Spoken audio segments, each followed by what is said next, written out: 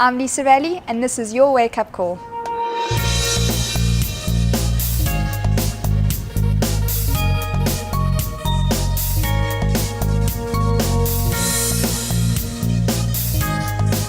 Keep it real, powered by Ned Group Life.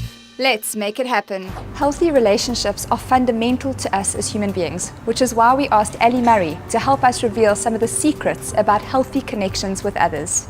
Ellie, what are some of the most common problems that you see couples facing? I think it has to do with often couples don't discuss their expectations up front. For example, they decide they're going to get married and they're going to have children, but they fail to discuss how many children they were going to have. So communication really is the key, or are there other elements? There definitely are other elements, but communication is the cornerstone and foundation for a successful relationship. Ellie, is there some kind of magic trick or recipe? The first three things that couples need to know is they need to handle each other with kindness, consideration and respect. It is very easy to be kind, considerate and respectful towards someone when you're getting what you want.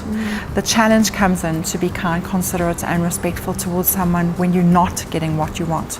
Because couples don't break up in the good times, they break up in the bad times when they are unable to resolve problems with each other. So those are the first three things that they need.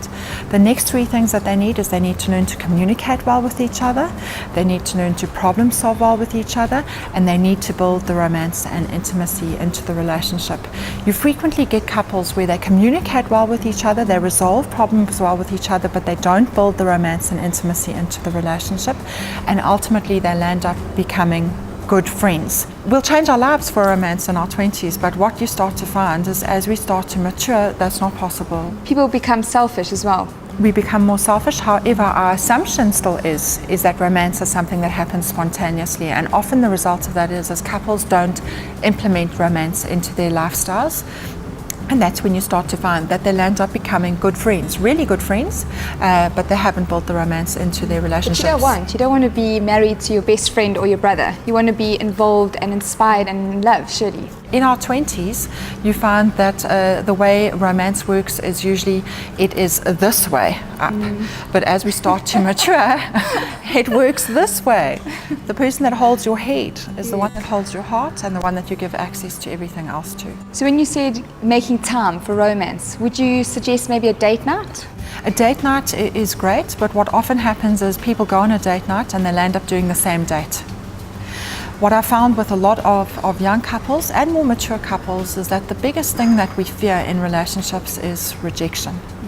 And you find that couples may struggle to communicate effectively on normal things, but you're now trying to implement things effectively from a romantic perspective, and that's challenging for them because maybe the guy has a fantasy that he would like to fulfill and the girl has a fantasy that she would like to fulfill, but they're both so afraid that they're going to be rejected by each other that they don't do it. How does a couple recognize that it's a problem that they can't solve just the two of them together and that they need to seek professional advice?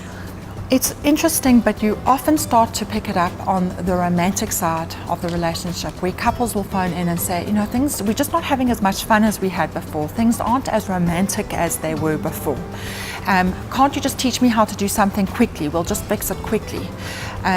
The reality is that things can't be fixed quickly. There are some things that if you were able to sit down and discuss issues that you were having with each other, you could resolve them very quickly. But the greatest passion killer in a relationship is resentment. And resentment starts with the inability to resolve problems that you are experiencing in the relationship. A pastor once mentioned to me there's a fine line between love and control. And the more you control somebody, the less time you have to love them.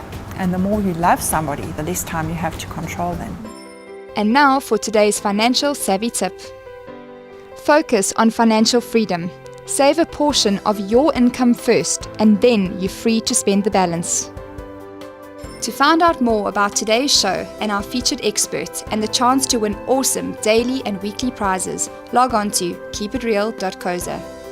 So let's start to make our relationships a priority in our lives and start to treat others as we wish to be treated, with kindness, consideration and respect. That's it from me, Lisa Raleigh. This is Keep It Real. Until next time.